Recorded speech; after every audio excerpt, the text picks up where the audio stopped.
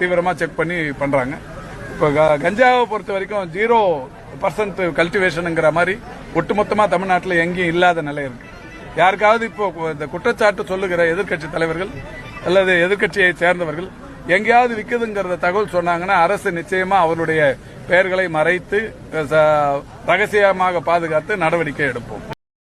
காலையில இருந்து ஒரு வீடியோ பார்த்துட்டு எந்த வேலையுமே பார்க்க முடியல.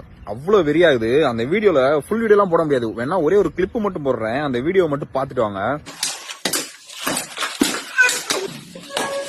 அப்ப இந்த வீடியோல பாத்தீங்களா, அவங்க ஃபுல்லாமே வெறும் 9th 10th படிக்கிறவங்க கஞ்சாவை போட்டுட்டு ஒரு நார்த் இந்தியன் காரனை போட்டு கொடூரமா வெட்டுறாங்க. எங்கன்னா ரயில்வே ஸ்டேஷன் கிட்ட வச்சு அவ்வளவு கொடூரமா வெட்டுறாங்க. அந்த 10வது 9வது படிக்கிற பையங்களுக்கு கஞ்சா போறதை தடுக்க முடியலன்னா புடுங்குறதுக்காக ஆட்சி நடத்துறீங்க. நான் அதான் கேக்குறேன். போய் கண்டவன அரெஸ்ட் பண்றீங்க. ஒரு சவுக்கு சங்கர் வீட்டுலாம் போய் அரெஸ்ட் பண்ணீங்க. அந்த அளவுக்கு போலீஸ் திறமை இருந்தது. ஒருத்தன் கஞ்சா விற்கிறவனை தடுக்க முடியாத அளவுக்கு எதனால இதாகுது?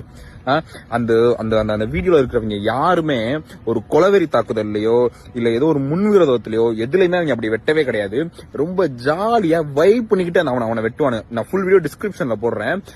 கொஞ்சம் மனம் தடம் உள்ளவங்க மட்டும் இந்த வீடியோ பாருங்க. ஏன்னா ரொம்ப டிஸ்டர்பிங்கா இருக்கும் அந்த வீடியோ.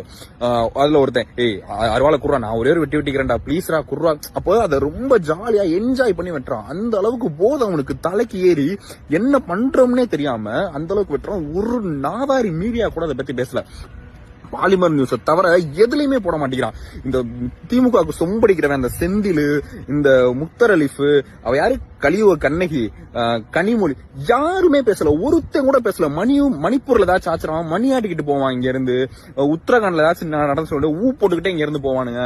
இது வந்து தமிழ்நாட்டுல திருத்தணியில ஒரு 3-4 பேர் போட்டு ஒருத்தர் அவ்வளவு கொடூரமா விட்டுறானுங்க. அந்த வீடியோ ஏத்துக்கவே முடியாத அளவுக்கு வீடியோவா இருக்கு. ஒருத்தன் கூட அதை பத்தி பேச மாட்டேங்கிறான். எதுவுமே பேச மாட்டேங்கிறான். அத்தாடி 2026ல இவங்க ஏதோ ஒரு ஓட்டு போட்டு என்ன ஃப்ராடு வேலையை பண்ணி திருப்பில ஆட்சிக்கு வந்தாங்கன்னா தமிழ்நாட்டுல இருக்கக்கூடாது. எங்கிட்டாச்சும் பாஸ்போர்ட் விசாரணை வாங்கி எங்கிட்டாச்சும் ஃபாரின் போயிடணும் போல. இல்ல இந்த மாதிரிதான் நடக்கும். நம்ம ஆளுகள் இருக்காங்களே அவங்க அதுக்கு மேல மானங்கட்டத்திலையும் பெரிய மானங்கட்டவங்கன்னா அவங்களாதான் இருப்பாங்க. என்ன வெட்டுப்பட்டு குத்துப்பட்டாலும் கடைசியில ஓட்ட போட்டு விட்டு திருப்பி வந்து வெட்டு வாங்குவாங்க.